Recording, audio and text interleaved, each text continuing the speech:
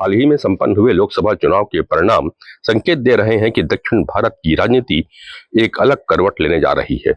ऐसे में सवाल उठता है कि दक्षिण में अपना प्रभाव बढ़ाने की अपनी कोशिश को प्रधानमंत्री नरेंद्र मोदी की नेतृत्व वाली केंद्र सरकार क्या और आक्रामक बनाएगी। आंध्र प्रदेश में सत्तारूढ़ टीडीपी केंद्र में एनडीए सरकार में सहयोगी की भूमिका में है। उसे राज्य के लिए केंद्र सरकार से आर्थिक सहायता मिल सकती है। ऐसे में सीपीएम, डीएमके एवं कांग्रेस केरल और तमिलनाडु के लिए विशेष वित्तीय दर्जा देने की मांग कर सकती है। ऐसी वित्तीय नीति उत्तर भारत के राज्यों, विशेष रूप से बिहार के लिए भारी नुकसान का कारण बन सकती है। तमिलनाडु को सत्तारूढ़ दल डीएमके सरकार के विरुद्ध लोगों में रोष बढ़ता जा रहा है। पिछले दिनों जहरीली शराब पीने से वहां 55 लोगों की मौत हुई और कई लोग गंभीर रूप से बीमार पड़े। जयललिता की मृत्यु के बाद उनकी अन्ना द्रमुक पार्टी में बिखराव आ गया है। अब इन समूहों को एमके स्टालिन सरकार के खराब शासन के कारण नया जीवन तो मिल रहा है, लेकिन दक्षिण भारत से निर्वाचित 130 सांसदों को ऐसा लगता है कि मोदी सरकार उत्तर भारत के लोगों के लिए है।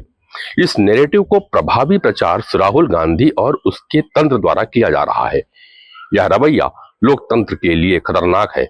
इस माहौल में और बढ़ोतरी करते हुए तमिलनाडु सरकार द्वारा गठित जस्टिस के चंद्रू की अध्यक्षता वाली एक उच्च स्तरीय समिति ने माध्यमिक शिक्षा में बदलाव के लिए गंभीर सिफारिशें की हैं। युवा मानस में मोदी की अगुवाई वाली हिंदुत्व विचारधारा की पैठ को बढ़ने से रोकने के लिए द्रविड़ विचारधारा को प्रभावी बनाने की पुरजोर कोशिशें की जा रही है। तमिलनाडु आज के समय में सामाजिक विभाजन की कगार पर खड़ा है।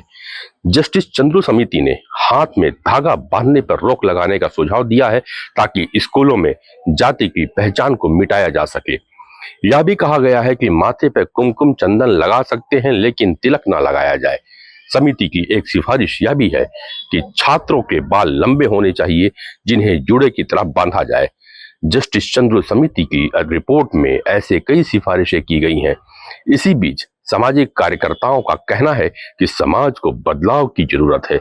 उदाहरण के लिए इस रिपोर्ट में एक सुझाव यह भी दिया गया है कि विद्यालयों के नाम से जाति सूचक शब्दों को हटा देना चाहिए ताकि उन्हें केवल सरकारी स्कूल कहा जाए।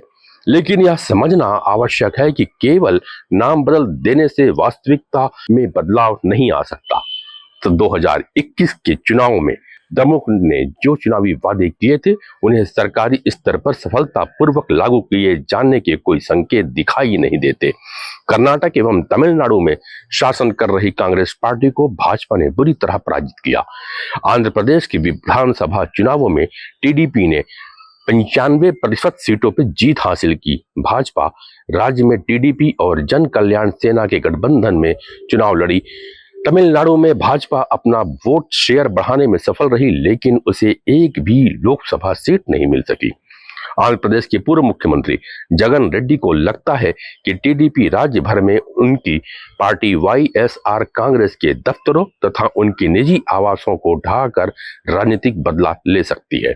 बहरहाल दक्षिण में प्रभाव बढ़ाने की नीति का फायदा भाजपा को मिल रहा है। केरल में पहली बार पार्टी को लोकसभा में एक सीट मिली है। इस बार राज्य के लाल दुर्ग में भगवा राजनीति ने सेंधमारी की है। राष्ट्रीय स्वयंसेवक संघ केरल के पालाकाड़ में 2024 लोकसभा चुनाव में हिंदुत्व को लगे झटके की समीक्षा करने की बैठक कहीं इसी कारण से तो नहीं कर रहा है। अगर हम ठीक से विश्लेषण करें तो पाते हैं कि नरेंद्र मोदी, अमित शाह, योगी आदित्यनाथ, राजनाथ सिंह जैसे वरिष्ठ भाजपा नेता दक्षिण भारत में लोकप्रिय चेहरे हैं। इसी तरह राहुल गांधी, प्रियंका गांधी, अखिलेश यादव भी वहां जाने पहचाने नेता हैं।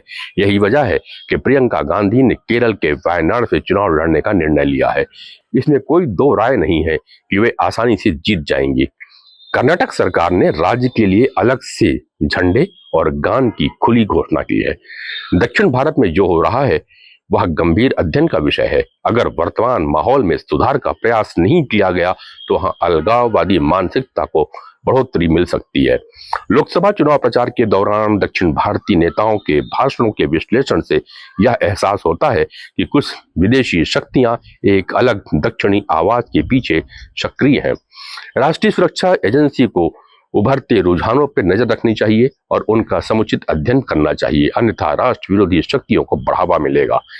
यह राष्ट्रवाद के लिए चेतावनी है। क्या मोदी सरकार इस संबंध में कुछ करेगी? यह उनकी राजनीतिक इच्छा शक्ति की भी परीक्षा होगी।